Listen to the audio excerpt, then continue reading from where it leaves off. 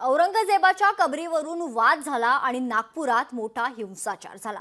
आता नागपूर शांत झालं असलं तरी काही भागात अजूनही संचारबंदी लागू आहे। त्यातच आता मुख्यमंत्री देवेंद्र फडणवीस यांनी नागपूरला जाऊन घटनेचा आढावा घेतलाय आणि हिंसाचार करणाऱ्यांकडून नुकसान भरपाई वसूल करणार असल्याचं देखील सांगितलंय। पाहूयात।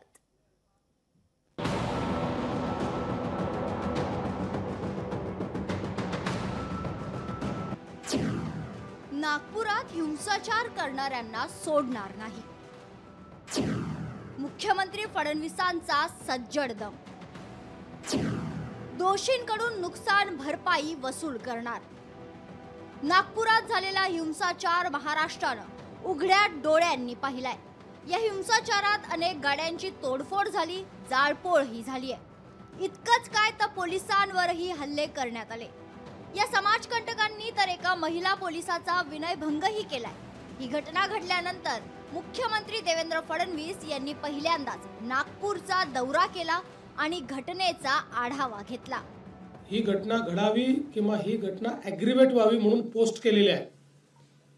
त्या सगळ्यांना दंगेखोरांसोबतच सहआरोपी बनवलं जाणार आहे। आता जे काही नुकसान झालेलं आहे हे सगळं नुकसान दंगेखोरांकडून वसूल करण्यात येईल आणि दंगेखोरांनी ते पैसे भरले नाहीत तर त्यांची प्रॉपर्टी विकली जाईल। ज्या लोकांचं नुकसान झालेलं आहे, गाड्या फोडणं, काहींच्या पार्शली गाड्या फुटल्या आहेत, त्या सगळ्यांना नुकसान भरपाई ही येत्या 3 ते 4 दिवसात दिली जाईल। जो व्यक्ती दंगा करताना दिसतोय, दंगेखोरांना मदत करताना दिसतोय, अशा प्रत्येकावर कारवाई ही करण्याची मानसिकता या ठिकाणी पोलीसची आहे। त्या दृष्टीने पोलिसांनी कारवाई सुरू केलेली आहे। विश्व हिंदू परिषद आणि बजरंग दल यांनी केलेल्या आंदोलनात औरंगजेबाचा प्रतिकात्मक पुतळा जाळला।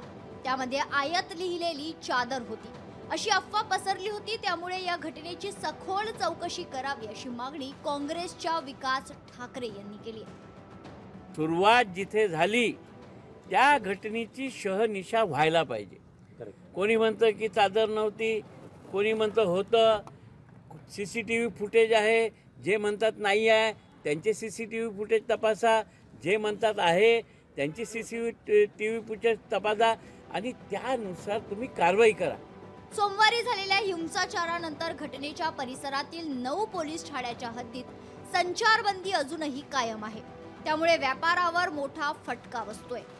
त्यावर देवेंद्र फडणवीस यांनी महत्त्वाचं वक्तव्य केलंय।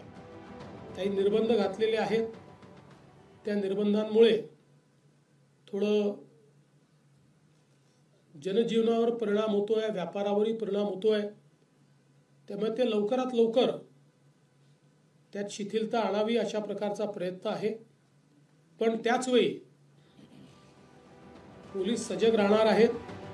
खरं तर कोणत्याही शहरात हिंसाचार होणं हे अत्यंत दुर्दैवी आहे। त्यामुळे समाजात तेढ निर्माण होऊन मन दुभंगण्याची शक्यता असते।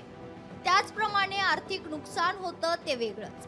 त्यामुळे प्रत्येकाने शांतता पाळण्यासोबतच कायदा सुव्यवस्थेचंही भान राखणं गरजेचं आहे। ज्ञानेश्वर पवार, लोकशाही मराठी, नागपूर।